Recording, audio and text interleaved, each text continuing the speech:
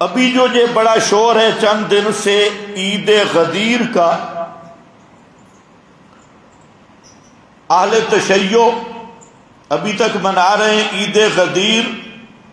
ایک ذاکر صاحب کہہ رہا تھا کہ بکروں والی عید تو ختم ہو گئی ہے لیکن اصل عید اب آئی ہے، یعنی جس عید کو اللہ نے متعین کیا، پیغمبر کریم، صحابہ، اہل بیت، ابو بکر، علی، سب نے جس کو پڑھا اور پڑھایا، اور جس عید کے احکام اللہ نے متعین فرمائے، اس عید کی توہین کیا کی جا رہی ہے؟ تو بکریوں والی عید ہے جو شاعر اسلام میں سے، اور وہ عید جس کو خالص رافضیوں نے گھڑا، جس عید کا پیغمبر کریم کو بھی علم نہیں، صحابہ کو بھی علم نہیں، حتیٰ کہ حضرت علی المرتضی رضی اللہ تعالیٰ عنہ اپنے دور خلافت میں پوری زندگی میں جس عید کے منانے کا کبھی نہ فعلاً نہ قولاً نہ تقریراً اس کی اجازت دی، حضرت حسن، حضرت حسین، زین العابدین، محمد باقر، جعفر صادق، یہ جن کو اپنا امام مانتے ہیں، ان کے وام و گمان میں بھی نہیں، اور ان ائمہ نے بھی اس عید غدیر کو نہ پڑھا نہ منایا۔ سب ائمہ دو عیدیں کرتے رہے، عید الاضحیٰ، عید الفطر، اس کے احکام تو موجود ہے، صحابہ نے، ائمہ نے، سب نے یہ عیدیں کی، لیکن یہ جو عید غدیر ہے، جنگل والی عید، اس جنگل والی عید اور عید غدیر کا نہ پیغمبر کو پتہ نہ ائمہ کو پتہ، انہوں نے یہ گھڑ لی۔ تو یہ بھی ایک میلہ ہے۔ پھر ان سے کوئی پوچھے بھئی اس عید غدیر کا فلسفہ کیا ہے، یہ تو ہمیں بتا دو، کوئی فلسفہ، کوئی لاجک، کوئی عقلی بات، شریعت تو ہے نہیں تمہارے پاس، اس کی کوئی معقول وجہ۔ اب اس کے مختلف جواب آئے۔ ایک جواب دیا کہ عید اس لیے مناتے ہیں کہ یہ اکمال دین ہوا، دین کامل ہوا۔ تو ہم کہتے ہیں پھر اگر یہی عید منانی ہے تو 9 ذی الحج کو مناؤ، اکمال دین کا اعلان، الیوم اکملت لکم دینکم، یہ 9 ذی الحج کو ہوا، اور آج ذاکر جھوٹ بولتا ہے، آج کا شیعہ مجتہد بکواس کر رہا ہے، جھوٹ بولتا ہے کہ 18 ذی الحج کو یہ آیت نازل ہوئی۔ کوئی دنیا کا شیعہ یہ صرف اپنے عوام کو بکواس کر کے راضی کرتی ہے، تبرہ کر کے، حالانکہ اصول کافی اس کے اندر موجود ہے کہ الیوم اکملت لکم دینکم، یہ نامی میدان عرفات میں نازل ہوئی 9 ذی الحج کو۔ اب امام کہتے ہیں 9 ذی الحج کو نازل ہوئی، اور یہ ذاکر کہتے ہیں نہیں 18 ذی الحج کو نازل ہوئی۔ تو اب سوال ہے، جس امام کو تم معصوم مانتے ہو وہ 9 ذی الحج پہ کہہ رہا ہے، تم 18 پہ جا پہنچے ہو، 9 دن بعد امام کہتے ہیں اکمال دین کا اعلان عرفات کے میدان میں ہوا، سب صحابہ کے سامنے. اور یہ ذاکر کہتے ہیں نہیں، عرفات میں نہیں ہوا، ادھر جنگل میں چھپڑ پہ ہوا ہے. غدیر کا معنی چھپڑ ہے، پانی کا، پانی کے چھپڑ پہ ہوا. تو اب ایک یہ وجہ تو بن نہیں سکتی کہ اکمال دین اہل السنت، بخاری مسلم، اہل تشیع، اصول کافی، بحار الانوار، دونوں فریق متفق کے کہ الیوم اکملت لکم دینکم یہ نازل ہوئی ہے 9 ذی الحجہ میدان عرفات میں.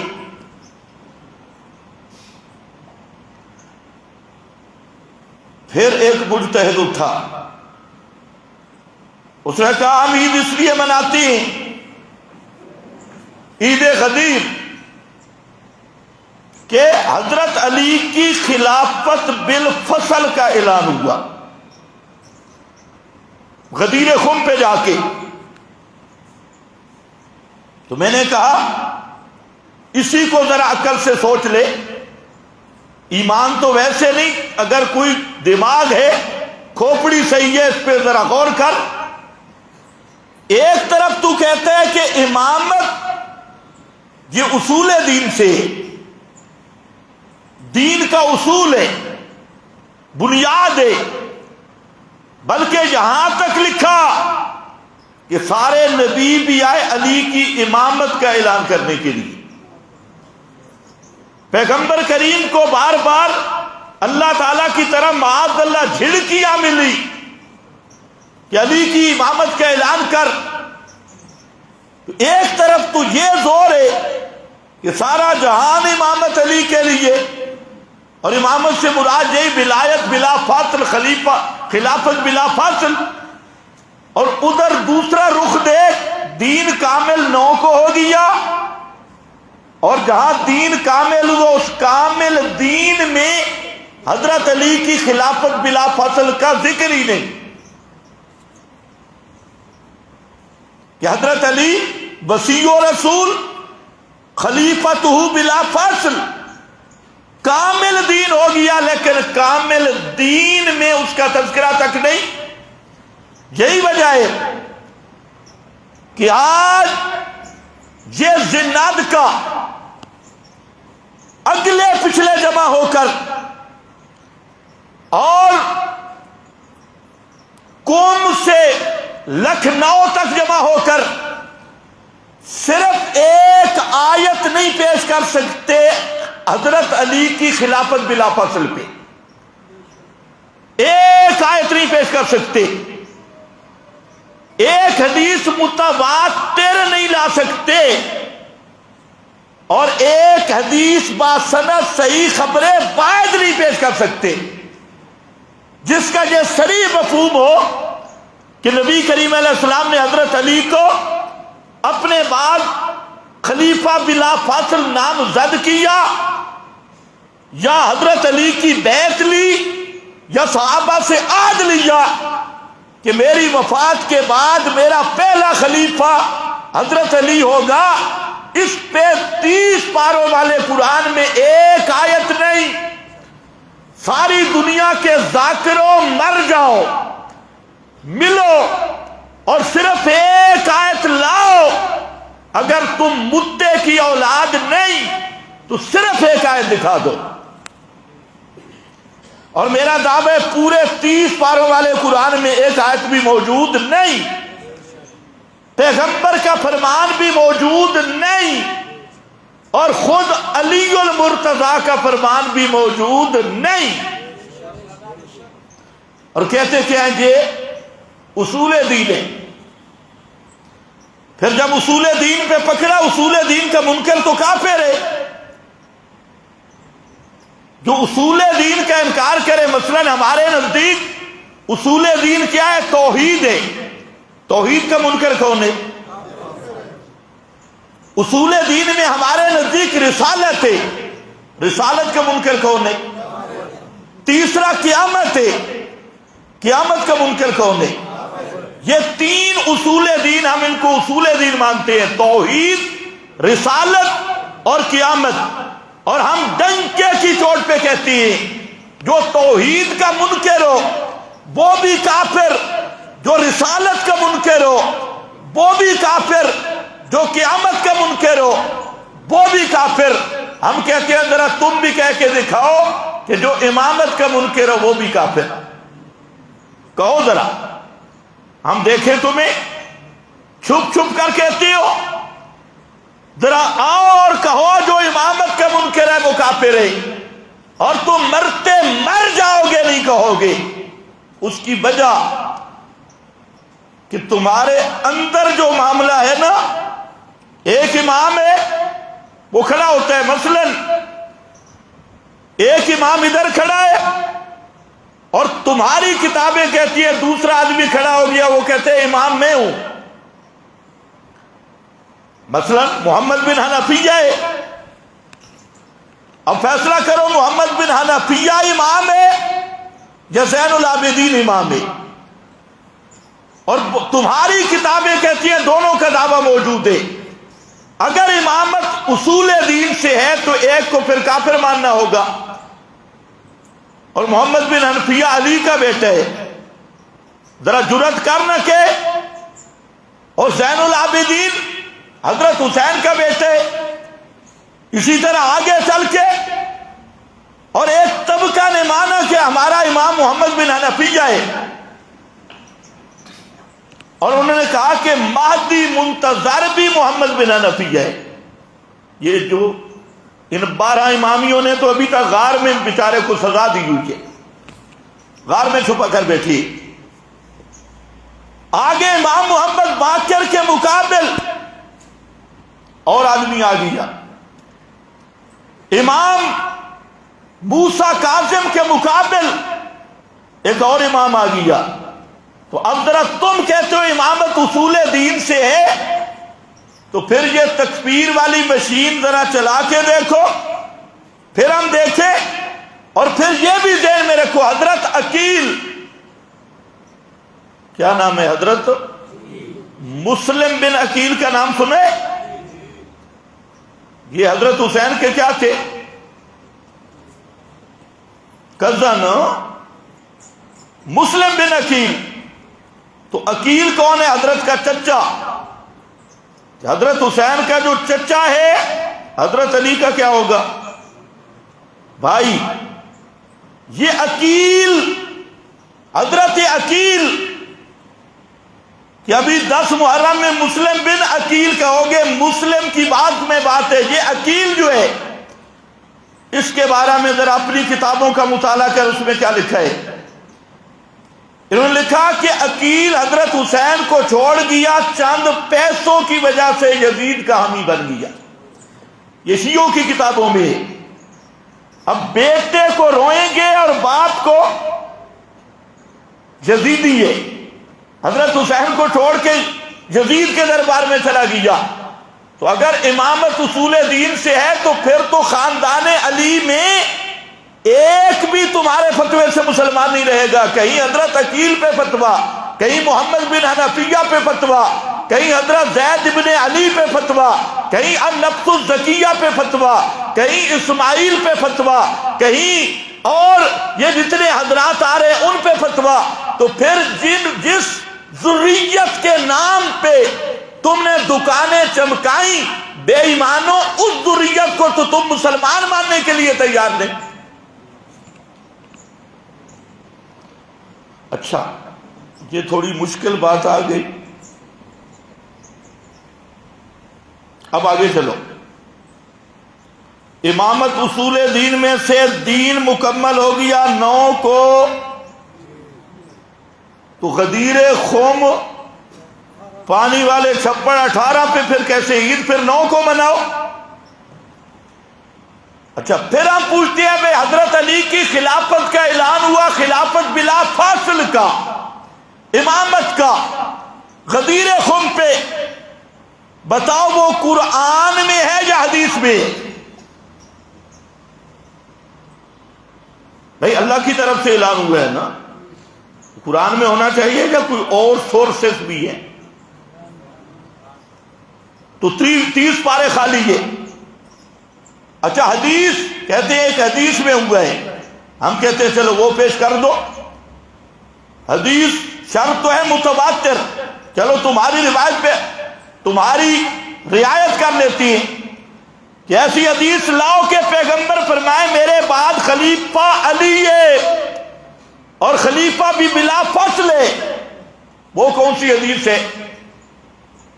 حدیث بھی کوئی نہیں۔ اچھا وہ کیا ہے؟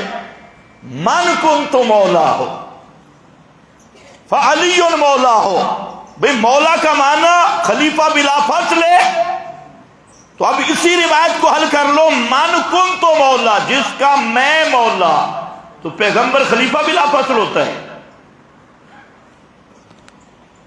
من کنت، جس کا میں اس لیے یہ نبی کو مولا نہیں کہیں گے، کس کو کہیں گے؟ حضرت علی کو، نبی کو نہیں، حضرت علی کو۔ حالانکہ پہلے تو پیغمبر نے فرمایا من کنت مولا، جس کا میں مولا۔ پہلا مولا تو پیغمبر کریم ہے۔ اب اس ذاکر سے پوچھو اس مولا کا معنی خلیفہ بلا فصل ہے، شرم نہیں آتی؟ من کنت مولا فعلی مولا، پس علی اس کا مولا۔ میں نے کہا کس لفظ کا معنی خلیفہ بلا فصل؟ کہتے ہیں مولا۔ مولا کا معنی خلیفہ بلا فصل۔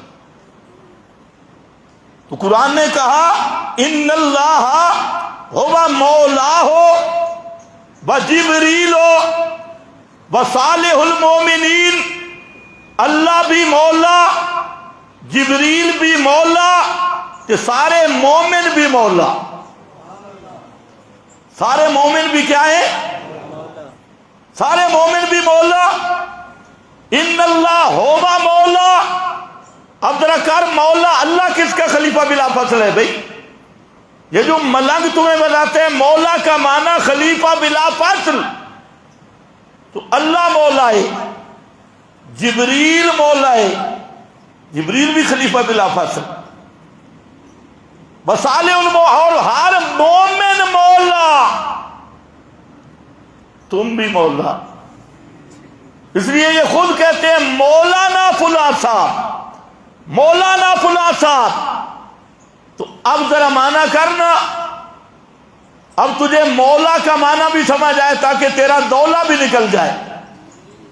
اس لیے یاد رکھ لفظ مولا کے 17 معنی، اور ان میں خلیفہ بلا فاصل کسی اہل لغت نے مولا کا معنی نہیں کیا۔ جب اللہ کے لیے مولا کا لفظ آئے، اس کا معنی کار ساز، مشکل کشا، حاجت روا۔ جب جبریل کے لیے مولا کا لفظ آئے، اس کا معنی محب۔ جب مومنین کے لیے مولا کا لفظ آئے، اس کا معنی دوست، محبت، دوستی۔ اس لیے اب تو عید کس کی منا رہا ہے؟ لفظ تو مولا سے بھی کام نہیں چلا۔ تمہیں کوئی مضمون سمجھ آ رہا ہے؟ وقت آج بہت کم ہے، تو لفظ مولا بھی کام نہ آیا۔ پھر بخاری اٹھا، ایک جگہ پہ مولا سمجھ آ گیا، آج ذرا دوسرا مولا بھی سمجھا۔ نبی کریم علیہ السلام نے حضرت زید کو فرمایا انت اخونا و مولانا، تو ہمارا بھائی بھی ہے و مولانا، اور ہمارے مولا بھی ہے۔ کوئی فرقہ عثمانیہ کا بیٹھا ہو دہشت گرد تو وہ بھی توجہ کرے۔ انہوں نے دوسری لین اختیار کی، جو غیر اللہ کو مولا کہنا شرک ہے۔ مولا صرف اللہ ہے۔ بھائی جس معنی میں اللہ پہ مولا کا اطلاق ہے، اس معنی میں مولا کا اطلاق مخلوق پہ شرک ہے۔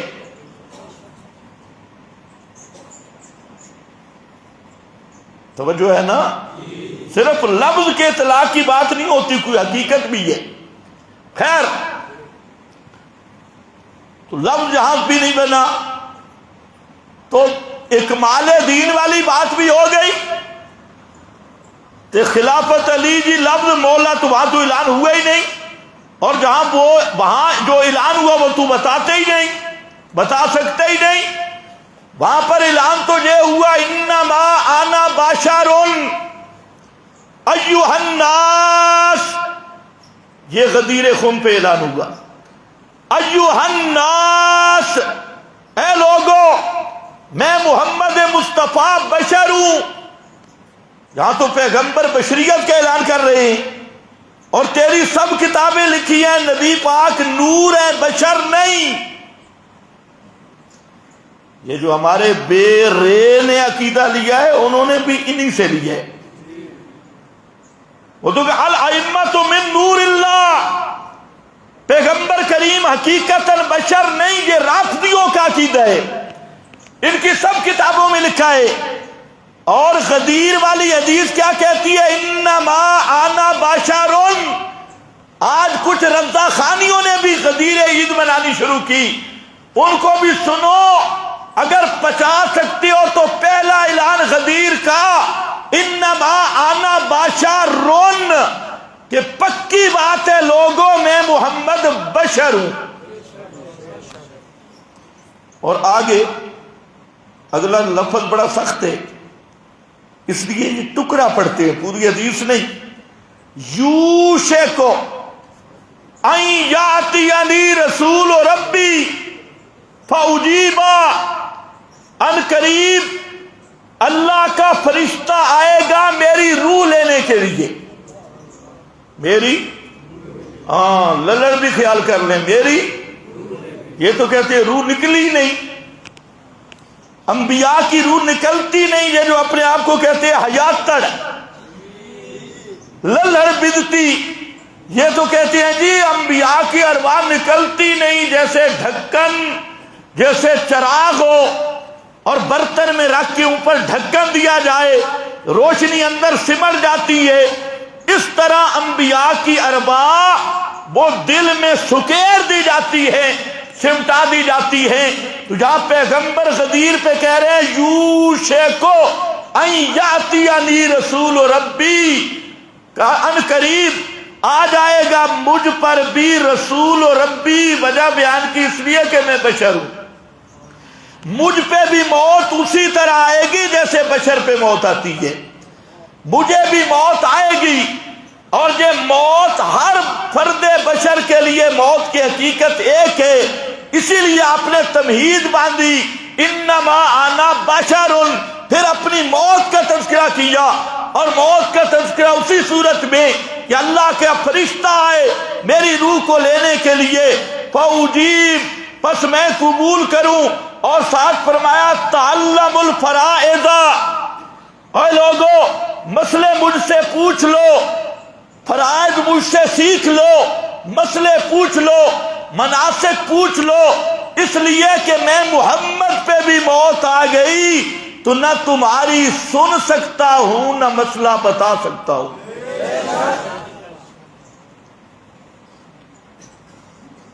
یہ کیوں چھپائی کھڑا ہے؟ یہ بھی غدیر خم میں. ہوں ذرا خیال کر, تیری عید کرے کم گڑبڑ نہ ہو جائے. پیغمبر اسی لیے فرمایا مجھ پہ بھی موت آئی تو پھر میں تمہیں بتا سکتا نہیں, تم مجھ سے پوچھ سکتے نہیں. اس لیے فرمایا ترکت فیکم الثقلین, دو چیزیں چھوڑ کے جا رہا ہوں. ترکت تو یہ وصیت ہے. پہلی چیز کیا ہے؟ اولہما کتاب اللہ, پہلی چیز کتاب اللہ, فیہ النور والہدی, ساری روشنی سی کتاب اللہ میں ہے, ساری ہدایت کتاب اللہ میں ہے. اور رابی جہاں کہتے ہیں دوسرا میں بھول گیا, بوڑھا ہو گیا ہوں. دوسری کیا چیز تھی؟ دوسری حدیث میں آ گیا ہے بسنت و نبی, یہی اولہما کتاب اللہ بسنت و نبی, پہلی کتاب اللہ, دوسرا میرے نبی کی سنت، یہ دو فرمایا ان دو پہ پکے رہو گے نا تو لن تضلوا، تو تیرے 12 کہاں گئے؟